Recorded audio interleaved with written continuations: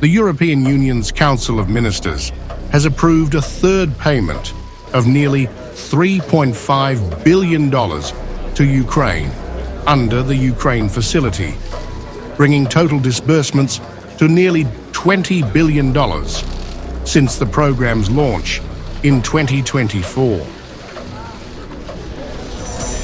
The move has reignited tensions within the bloc, with Hungary's Foreign Minister Péter Szijjártó fiercely opposing the decision, accusing Brussels of prolonging the war and misusing European taxpayers' money.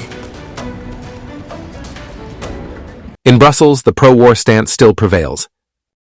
At today's meeting of the Council of Foreign Ministers, a minimum financial support package of $20 billion is being prepared for Ukraine. Launched in 2024, the Ukraine facility is designed to support Kyiv's war-torn economy and prepare for EU integration. The latest approval followed Ukraine meeting 13 reform benchmarks, including boosting renewable energy, strengthening its energy regulator, aligning border procedures with EU standards, and crafting an agriculture strategy that includes demining farmland. An EU spokesperson called the funding a reflection of the bloc's unwavering commitment to Ukraine's stability and European future, emphasizing its role in economic resilience and modernization, with $50 billion earmarked through 2027. However, Budapest remains opposed. Szijjártó condemned the decision, arguing, Brussels is forcing Hungary to finance arms shipments under the guise of aid. We won't let them pull us into this. We won't allow them to finance arms transport to Ukraine with Hungarian taxpayers' money. Instead, we support peace negotiations. He accused EU leaders of isolating themselves from global realities, criticizing liberal European war politicians for obstructing peace talks. He linked Hungary's stance to Donald Trump's 2024 re-election, calling it the best chance for ending the war. Thanks to President Trump, the hope of peace has never been so close in the past 3 years as now, so the intention of Brussels to make the peace negotiations impossible is unacceptable. This is not Budapest's first clash with Brussels over Ukraine. Under Prime Minister Viktor Orban, Hungary has repeatedly opposed military aid and pushed for dialogue with Moscow. We will dismantle the financial machine that has used corrupt dollars to buy politicians, judges, journalists, pseudo-NGOs, and political activists. We will eliminate the entire shadow army. They are our enemies, the Brussels grandees, who push the chariot of the empire. Orban has blamed Western powers for prolonging the war in Ukraine. Speaking in Budapest, he accused the European Union of using the conflict as a tool for colonization.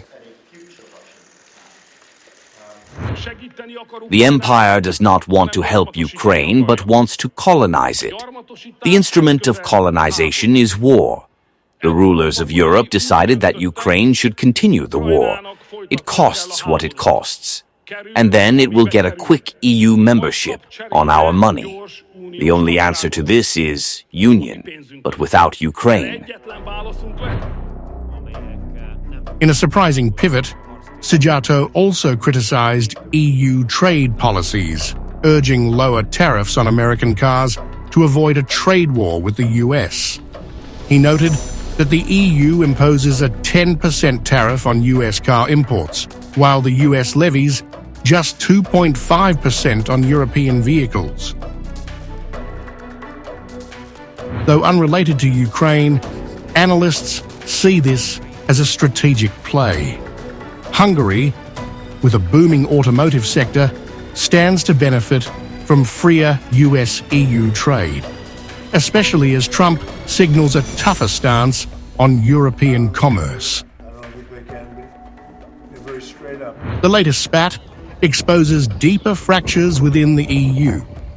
While most member states view Ukraine aid as a strategic necessity, Hungary, sometimes backed by Slovakia, continues to challenge consensus-based decision-making.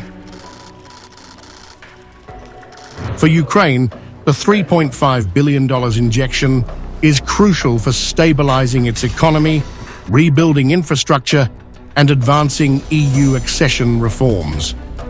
But Hungary's resistance remains a roadblock.